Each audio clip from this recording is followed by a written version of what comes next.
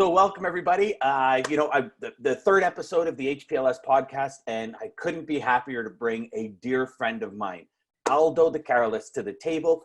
For those of you who don't know Vitesse Transport, actually, you know what? I'll take a step back for a minute because Aldo and I go way back. I mean, from the days when I was 16 years old and just getting into transportation, and Aldo was in it. And, I've always looked up to Aldo. He was always one of those, class act individuals. And I'm sure any of you listening or watching to this podcast knows you've met people like this in your company, people that truly bring out the best in you and make you smile every time you speak to them. And Aldo is one of those people.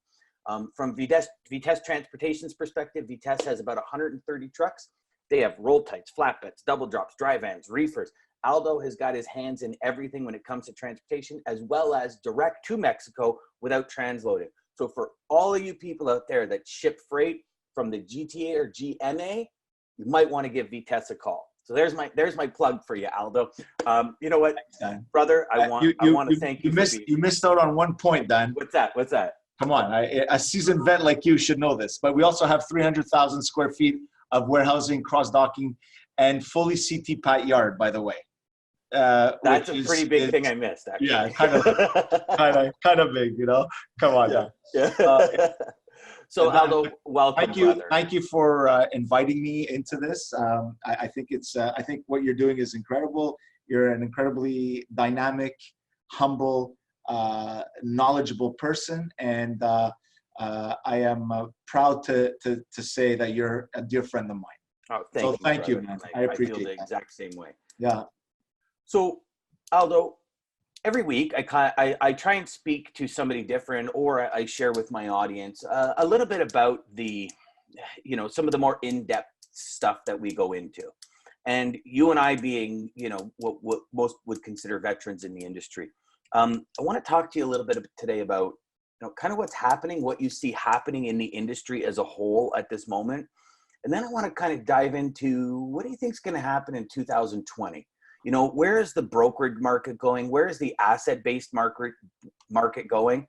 And how do you feel it's going to go? And I mean, obviously, listen, if we could all predict the future, we would be multi-billionaires from the lotto, but let's talk about it. So what happened in the market in 2019 compared to 18? Well, as far as I'm concerned, Dan, this is probably the worst market that I've ever experienced in my transportation experience that I've been in this business. It's a market where things have gone all upside down. RFPs are not being committed to. Spot quotes from brokers and customers is what people are going for. And because the market is soft, everyone's dropping their prices. Yet all our expenses have gone up through the roof, and not by like marginal amounts. Our insurance costs have gone up almost 100%. The purchase of trucks and trailers, all of this has gone up by well over 20-25%. Yet our prices have gone back to 20 plus years ago, when I first got into the market. So I just find that it's a very, very, it's a very scary time, to be quite honest with you. And, I don't know what's going to happen in 2020, but something has to give, because the brokers need carriers. And when the carriers are not around anymore, who's going to haul the freight? Who's going to haul the customer's freight if all these carriers are bankrupt? And I mean, I'm hearing word from in the industry that some of the big players are struggling, that have 1,000 trucks, 300, 400, 500 trucks. And they're all do you think they're struggling because they don't quite have a strategic alignment in their company, or they're just struggling because rates have dropped so much, everything has gone back up, so it just amplifies? Like, I mean, you're running, that 130 truck range. So at 130, if your costs have gone up $4 million a year to run your company. At 500 to 1,000 trucks, you're talking 40, 50 million a year to run your company. Is that kind of where you're going with it? Well, The idea? you don't have to be a mathematician or a statistician. I mean, the rates have dropped, the trucks are not moving, you got them parked, and your expenses are still coming in at that rate. So something has to give out. The cash flow is going to run out eventually. So that's what I'm seeing. Everybody, when the market turned, when the ELD came into effect in December 2018, the rates shot up, and now we're kind of like, we're taking a bath right now, because they've not only have they come down, but they've come down 20 years back almost. I mean, nothing has increased. The rates going to, for example, California is the same rate as we were doing 20 years ago as we're doing today. Yet fuel has gone up, insurance has gone up, cost of driver. Forget about drivers. I mean, let alone trying to retain drivers, trying to keep the drivers. That's another struggle in itself. So there's a lot of costs that are involved in-house trying to maintain and keep the all this rolling. So yeah, it's a very, very scary time right now, and I'm hoping from what some of the industry standards are saying, that 2020, it may just continue being this way. So I don't know. Is that what kind of people are saying, that they're looking at 2020 as a possibility to continue? See, I think it's only so long that the majority of these carriers, right? Because if we kind of look at the ebbs and flows of transportation as a whole, 2016 was a really soft market. It was kind of like what we're experiencing now. It's worse, actually. Yeah, well, and that's kind of where I was going, is at the beginning of 2019, they were saying, rates seem to be coming back to the 2016 mark, and now we're kind of dipping below that 2016. But then, if we fast forward to 2017, things started to climb, and then 2018, in my opinion, and I've said it for eons, is rates are actually where they should have been. Oh yeah, 100%. Let's be transparent. Some companies took advantage of the ELD, but companies like yourself were on electronic logs for a year prior to ELD being mandated, right? Yep. And a lot of the big, really, successful carriers and asset-based companies were on ELD. I saw a lot, and I'll kind of give you my and share from your end, because in 2018 I was on the brokerage end, not on the asset end, and I saw a lot of the smaller carriers struggling with ELD. Like, we had a customer that moved big dies on flatbeds, and they needed teams. And 3 times when we went in to see the customer to go and take over the business and run it, his biggest concern was understanding ELDs and how they work. 3 times teams showed up and logged into their ELD at the same time, right? So they, in essence, turned a team into a single driver, because they just didn't understand the technology and didn't understand how to use it. Well, we had a whole staff of people trying to educate our drivers here on ELDs. How did you find that? What were some of the challenges when it came to that? Well, of course, the drivers were all hesitant and resistant against it, because they thought that they're not going to run as many miles, right? Yeah. My understanding when we first got onto ELD was, I was very scared as the president and as a sales responsible for the sales over here. It was very, very scary for me, because how do I compete with guys that are not on ELDs, that are running illegal, and then I lose out on the business? But it actually shed a nice light on the industry, whereas it kind of gave some drivers a better quality of life, believe it or not, and then it weeded out all the no good drivers who don't run the miles that they should be running. So, for example, we did a test pilot with one of our best drivers, and we put him on ELD as a pilot test, and he came back to us and said, "This is amazing, because he's running the miles and he's fully rested." That's interesting. That's So an interesting pilot. so Okay.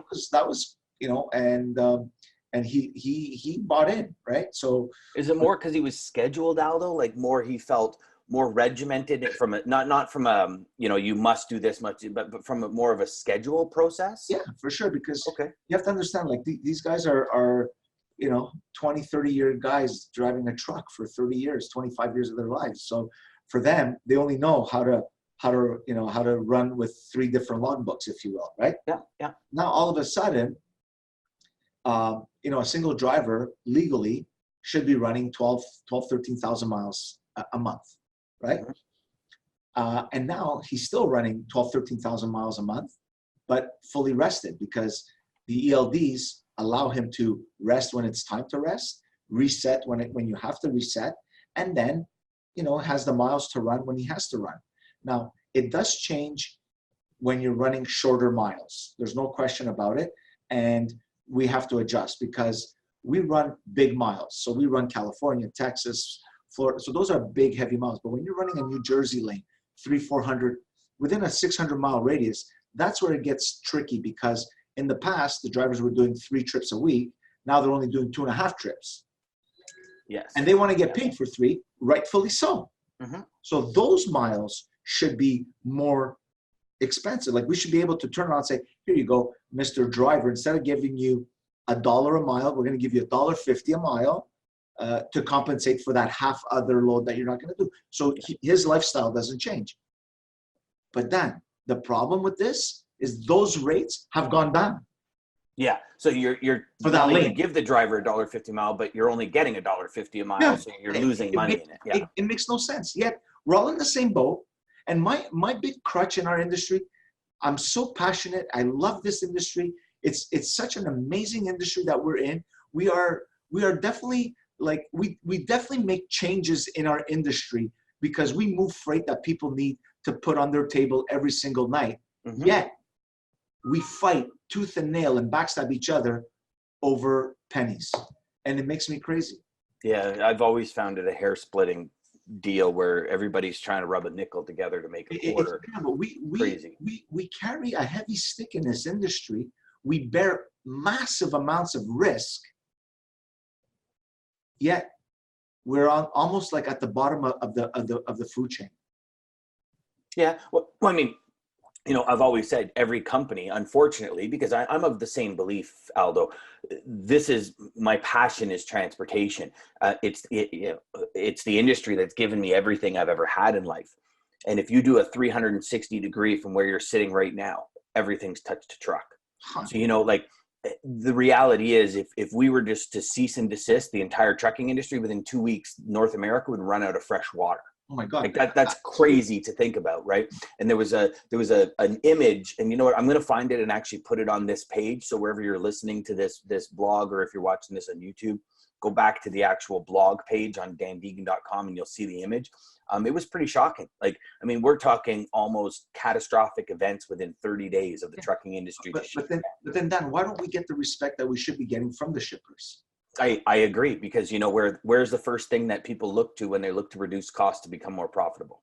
It's transport. The transport, right? And I've always said, when it comes to shippers, I've always said, like, you guys need to look at transportation as much as you look at R&D, because having the greatest product on the planet, yeah, if you don't have the ability to get it to your customer, especially today, like, let's not beat around the bush. The Amazon effect is in full effect, right? Yeah, sure. I mean, it's Amazonitizing.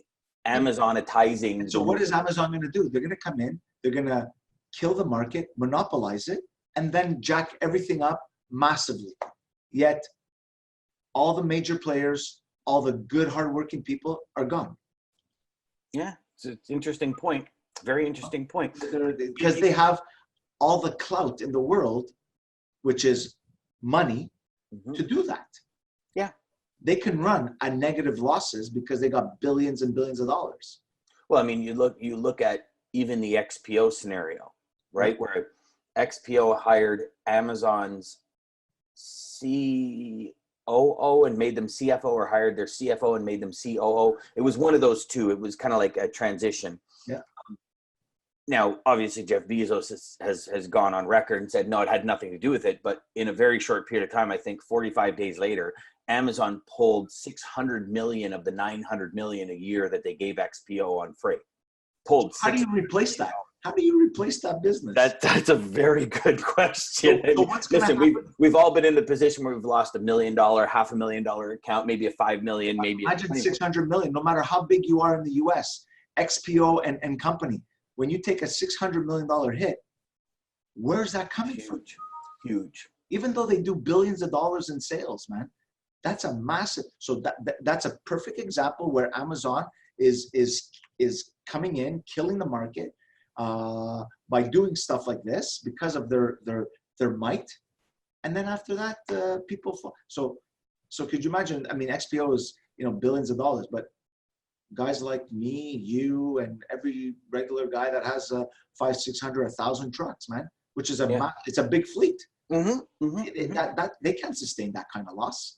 I've found recently in the market. I was having a conversation with one of my students, and he says, yeah, I'm going after this company, and they want to go to Chicago for $1,000. And I said, okay. I said, well, what are they paying right now? And he said, $1,150.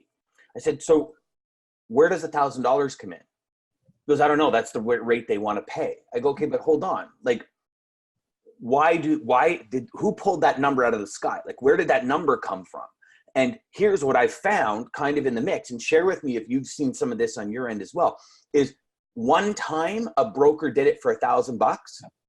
All of a sudden the shipper has this perspective, oh, that must be the going rate. I'm paying too much at $1,150. Yeah. Where that one person at $1,000, so again, let's be transparent. That one person at $1,000 could have been operating out of a house that is a gravel yard that they call their yard, whereas you have a facility with bay doors and mechanics and warehouse on staff and pick and pack operations.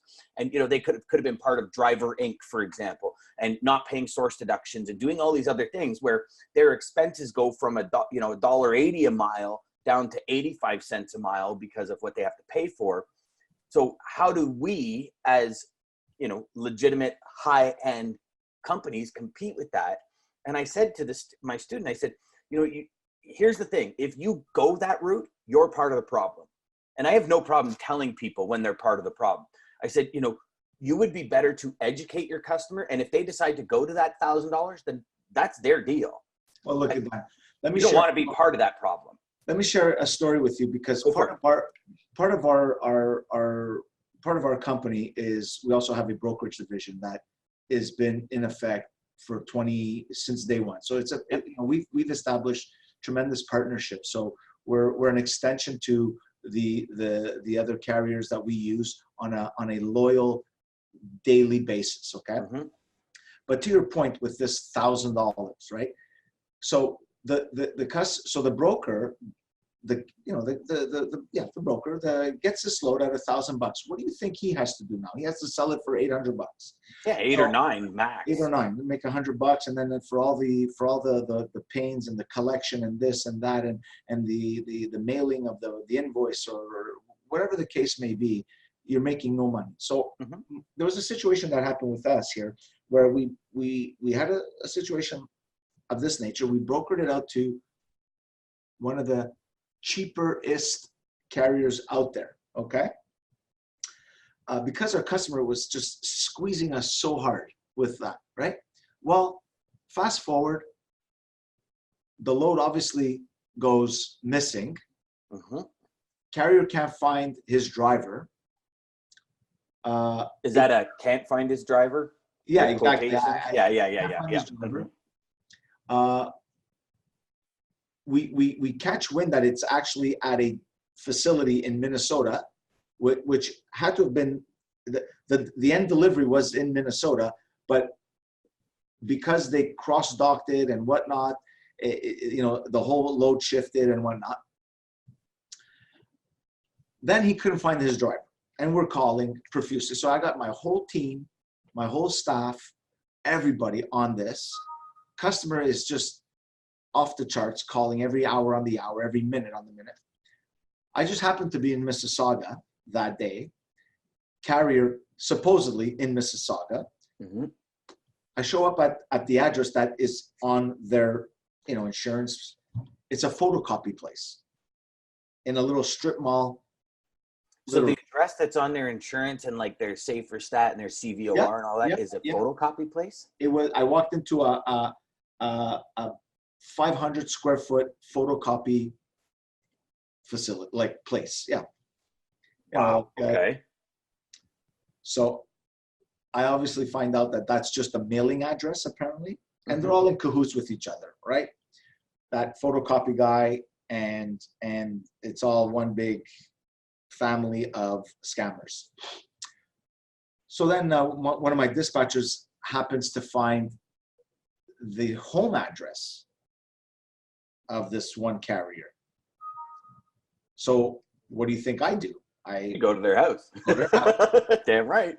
So now I'm on private property at his house.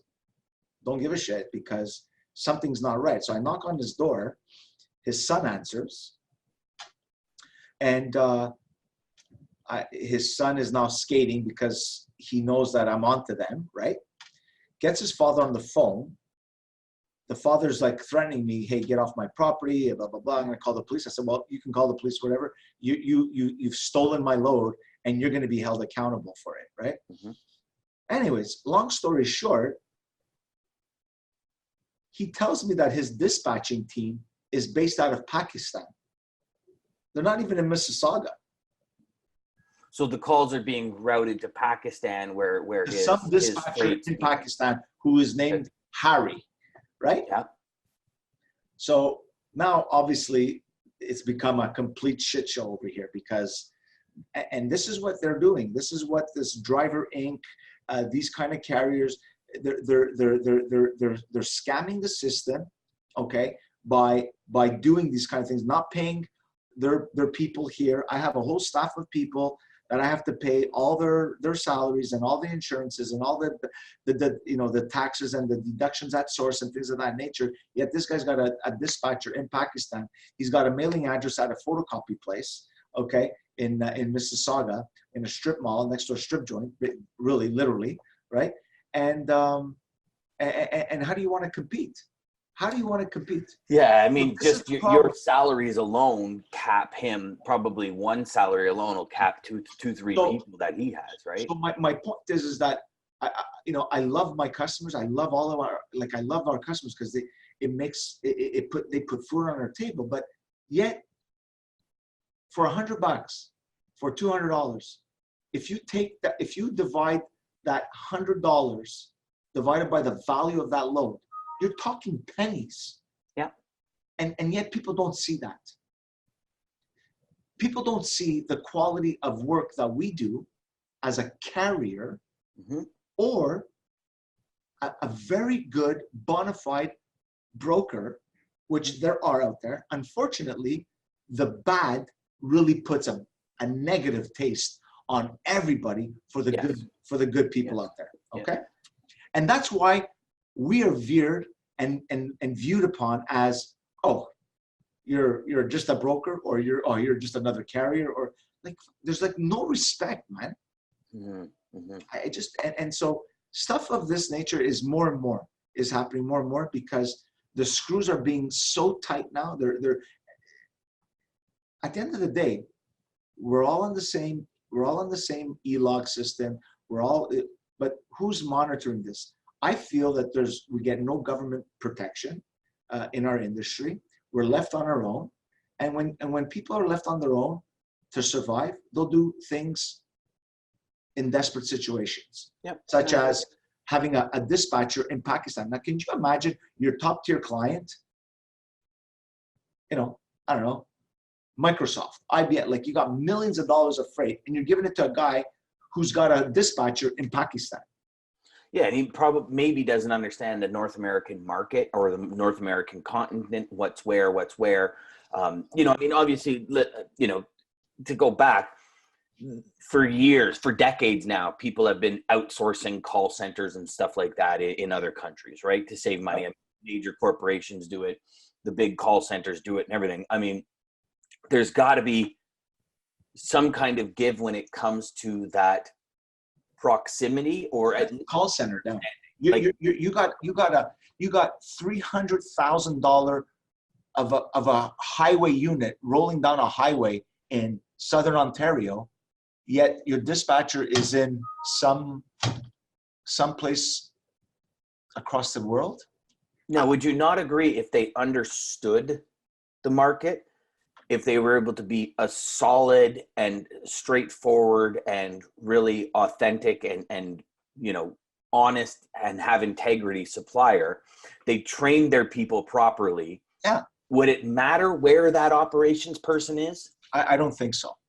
Truth Okay. be told, Okay. I don't think so. But that's the problem what we're faced with then, as far as the rating structure. This is an example I gave you. It's an exception. Yeah. Not the norm. Okay. Mm-hmm. But these exceptions put a very sour taste throughout the industry. 100%. 100%. One thing you said there that I'd like to touch base on, and I'd like you to expand on, is when and this is for all you salespeople out there, and I don't know how many of you salespeople actually caught it, but what Aldo said was critical. For that $100 more that you would pay for freight, divided by the value of the freight, is pennies. Yeah. So Aldo, expand on that. Share with me how you would suggest to any of your sales force how they would sell that to a customer. So, for example, you go see a client and they're saying, they're going to nickel and dime you on $100. Yeah. Yet you have 300,000 square feet of a warehousing state-of-the-art facility. You have beautiful equipment, brand new equipment. Your safety rating is one of the best in the industry. All your trucks are on e-logs, all legit. Everything is all on the up and up. You have a whole team behind you, and you're gonna squabble over $100 when it becomes pennies to the freight of the value of the load. That's how I would try to sell it to my client or to my sales team when faced with this kind of situation, right in front of a client. And if that client turns around and says, well, too bad, that's how it is, then just walk away, because that's not a client that you want. If I'm glad you said that. They're going to nickel and dime you for a 50, like Dan, you and I have lost loads for $25. Mm-hmm. Yet you're always there for the client. You're answering the call for the client. You're obviously bending completely backwards for the client. When they call you, you're on your dispatch team. You got answers. You got satellite connections on all your trucks. That doesn't come for free, man.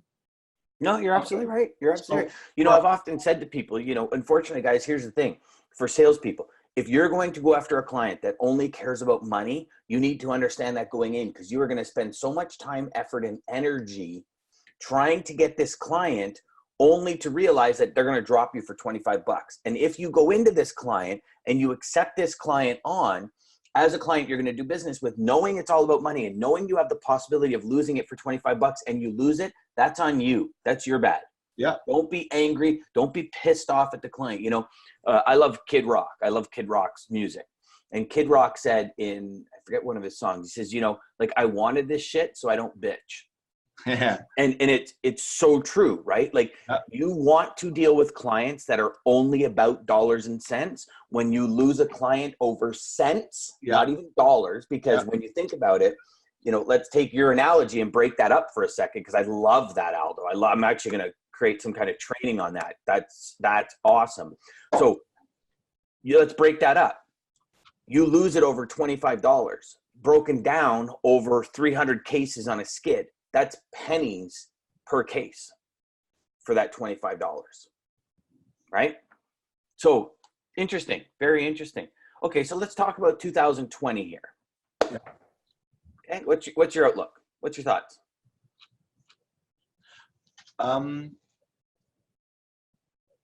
It's my thoughts right now, Dan, is not positive actually for 2020. Unless something major happens in our industry, we're just heading down a path of destruction where carnage, I think, may happen with more and more carriers bowing out because of the massive expenses that are happening and the massive reduction of rates. Now, do you think them bowing out is actually a benefit to the industry? So here's kind of Unfortunately, where I go. Is this market, I think, is really going to weed out the people that won't be able to sustain and facilitate proper service and an ethical growth of the industry. Well, listen, Dan, unfortunately, that may happen. That may have to happen for things to turn around and for somebody to say, holy crap, what's going on? Okay, there's something, because Dan, it can't be that we're all doing, it just can't be that all these major guys are mismanaging their business. No. I mean, when you're talking Schneider closing an entire division, Come on, man. FTI, we look at some of the people that we've heard about in the background that are apparently having major issues. Yeah. I mean, these are some serious players. Then they go out of business. I mean, so even this year, as we stand right now, I think something like 785 carriers have gone out of business, totaling somewhere around 12 to 13,000 trucks off the market. I mean, listen, and let's, again, for everyone watching and listening, let's be completely transparent about this. There's been some major nuclear awards in the US because of accidents, like major nuclear awards. And I don't for a second profess that some of the accidents weren't horrifying and people died. I get it. Yeah. But when you give a nuclear award to somebody in the tune of $186 million or $92 million, and it bankrupts 2-3 carriers of the 200-300 truck size, I mean, those are things that just typically happen. Not typically, but those are things that will happen.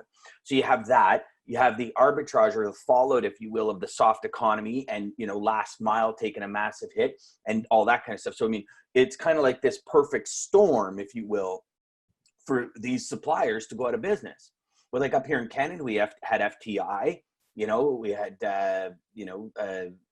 this whole Schneider division went out. There was, I can't even think of the names off the top of my head, like 6 trucking companies in California. I mean, there's hundreds going out of business this year. There's every day, there's a new kind of, it's not that. So 2020, for me, as far as the forecast is concerned, it's bear down. I think the key is just control the back end, which is your costs. If you can control the back end, you have a chance. Because and get ahead of it instead of behind it. Yeah. If you can control, like if $1.50 comes in, you need to make sure 80 cents goes out, and you gotta sustain that, right? As expenses are concerned. That's what I see for now. What do you say to all the brokers out there that are feeding on the soft market? No, I mean, listen, Aldo, you have a brokerage, right? Yeah, for sure. You have salespeople in your brokerage. So, yeah. And again, I'm, like full transparency, I'll start. So I'll kind of start it off for you. So I'll ease you into it, if you will. Yeah. All you brokers are that play money, get the hell out of the business because nobody wants you in the business. Yeah. All you're doing is feeding the bottom feeders and you're feeding the sludge at the bottom. And if you are not selling something other than price, then you are sludge. And I'm sorry to say that. But that's the reality of what's happening here in this industry. Listen, that I'm not going to be hypocritical because I live my life being transparent and honest. Mm-hmm. I have a business to run, but when you get brokers that offer you like ridiculous, like doesn't even make sense, because it's a Friday afternoon and you're in Chicago and like. Don't take advantage of people, man. Like, but that's been since day one, Aldo. Since I got into this, that'll never change. Then it's been, hey, if you got a load Friday and the carrier's stuck, you're always going to get it for cheaper. Yeah. I remember when I first got in, there was the backhaul.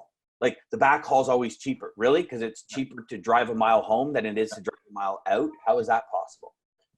There's a lot of people, brokers are having, so let's reverse that for a second, right? So salespeople on the brokerage side are actually having those conversations about trying to get that truck to Chicago for $1,000. So they're trying to offer you $9,000. Yeah, for sure. So on the brokerage side, we try to be ethically correct. We have to make money. There's no question about it. Mm-hmm. As far as our trucking is concerned, we're trying to squeeze every ounce of revenue that we can get into a 53-foot trailer. Yeah, 100%. And that's and we're trying to mitigate our loss as far as insurance and accidents and expenses. I think that if that happens, and optimizing our trucks, putting them on the right lanes where they have to be, because at the end of the day, that's where it's the trucking side of the world that sucks every ounce of energy and cash out of you. Because a brokerage, whether you sell a load for and make 100, you're just paper pushing. That's all you're doing. But it's the trucking side, the asset side, where if we could shift a little bit of our trucking assets to more profitable lanes, maybe run less deadhead miles, plan accordingly, as opposed to a reaction planning when now that you're in Texas, I got to find the load. Well, it took you 4 days to get to Texas. You should have been able to Find a load in 4 days. Yeah. Planning, so just those kind of things I think should be sustainable enough to keep you alive in this very soft market. But as you know, Dan, things can change rapidly in our industry, and everything goes off the charts. You know what I mean? Yeah. So, but I just haven't seen it this soft. Typically, June, July is a softer time. People are on vacation and it's summertime. And nobody wants to really. But then, mid-August, first maybe second week of August, and right through to the end of the year should be like where everybody makes their money, like in the last quarter, or the lion's share of their business is done in the last quarter. I haven't seen that yet, and all the people that I speak to, unless they're all lying to me, we're all sharing the same pain, Yeah. So yeah, I mean the retail is down, right? And retail typically drives that Q4, right? End of Q3 and Q4. Retail typically drives it for Christmas and U.S. Thanksgiving and Black Friday and all that. The next indicator is going to be the U.S. Thanksgiving. If that's a quiet time, then we're. And how do you feel? So when it comes to, okay, so let's talk and I know we only have a couple of minutes left because you're on a schedule, but let's talk for maybe 2 minutes on this new kind of, I want it yesterday and I want it for free mentality that's kind of been brought, in all fairness, it's been brought forth by Amazon. Full transparency again for everybody. I mean, I love Amazon. I can sit here today because I need something. It's, I'm looking outside. It's snowing. It's cold. Like, yeah, I don't really feel like going out. I can click 3 buttons and by tomorrow I'm going to have something delivered to my office. Yeah. To me, that's pretty cool. I pay a yearly fee for Amazon Prime and I get since I've had the Amazon Prime, I've never paid for shipping. Right. So I'm, call me part of the problem, I guess, from in essence, I would much rather do all my Christmas shopping and all my shopping at Amazon because it saves me going to the malls at this time of year, which are just completely asinine. Yeah, but then you talk Amazon, that's on a retail basis. But when you're hauling flooring and food and things of that nature, that's not done through Amazon. I mean, that's done through guys like us. Yeah, that goes into a distribution center, things of that nature. So yes, Amazon has something to do with the retail side of the business, but like at the end of the day, we're really not a retail kind of carrier. We're more of a manufacturing kind of carrier. So you can't click 3 buttons and have 42 pallets delivered to your door, right? But do you find that rolling over into those markets? I guess is where I was going with it was, right. Do you find that, hey, Aldo, I want it yesterday and you need to do it for 30% less, rolling over into the markets that you serve? So you have some of the clients that are like that. And typically who they are. And you try to deal with them. I mean, case in point, yesterday a client called, we're Thursday today, that Thursday, right? He called us yesterday mid-afternoon. He needed a truck pickup today at 3 p.m. to go to Laredo for Saturday. Well, it's over 2,200 miles. Even with the team, I'll never make it there for Saturday. It's just physically impossible. So we were completely transparent and honest. And he's like, well, too bad. I need it there Saturday. So if you can't do it, you're off. All right. But so now who's going to do that? So he's gonna get a commitment from a broker who's gonna bullshit him and get it delivered on Sunday, as I would have done, at 30% cheaper or 20% cheaper, because the other guy or the other broker is gonna, tattoo him with all these extra services, yet know full well that they're never gonna make it there on Saturday, and just deal with it on Sunday. And that's where I find the frustration level. Yep, I see it.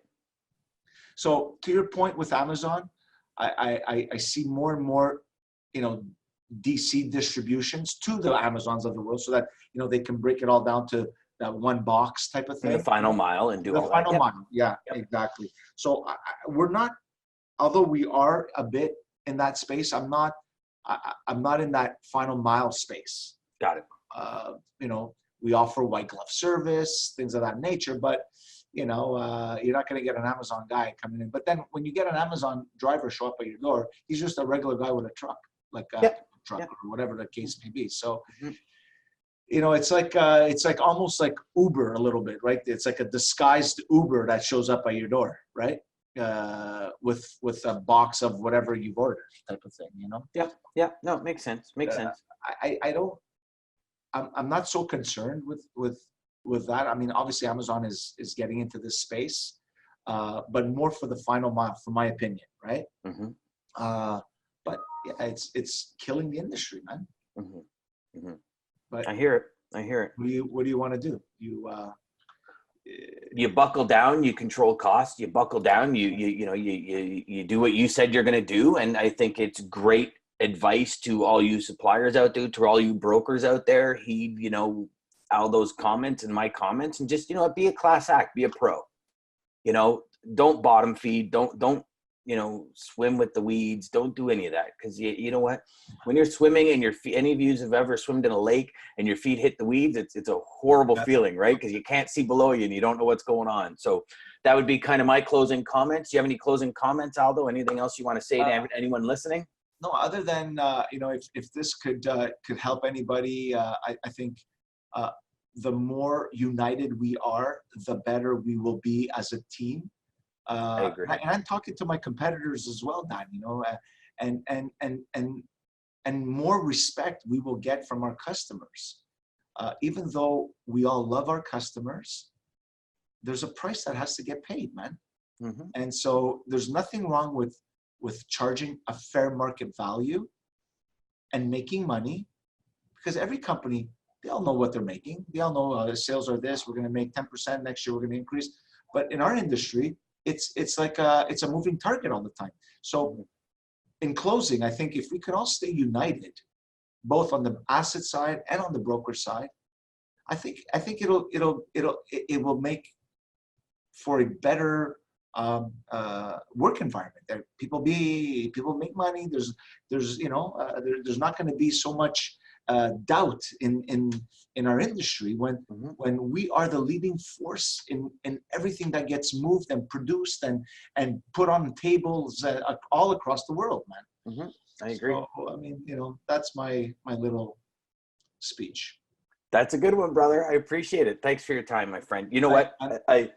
It was a great conversation. I think hopefully it'll open up a lot of people's eyes and really, share some inside information with people, because you know what, I also think a lot of it is uneducated people trying to sell the business, and they're trying to make a living. And look, in my experience over the years, I think we're at times a very paranoid industry, and 100%. Everybody holds their cards so close to their chest.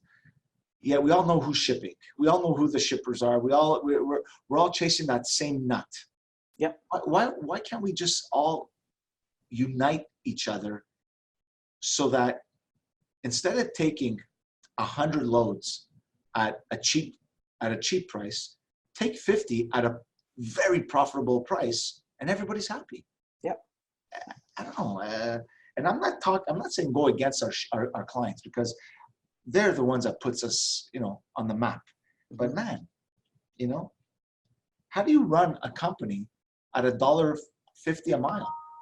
Brokers are taking loads at $1.50 a mile, man. Yeah, I know. It doesn't make any sense. Anyways, I mean, again, I'm not a mathematician or whatnot, but when it's not going to add up in the end. I see my costs and what I pay for trucks and what it takes for me to open up the lights over here and pay for everybody. It doesn't add up, man. Yeah, so I hear you.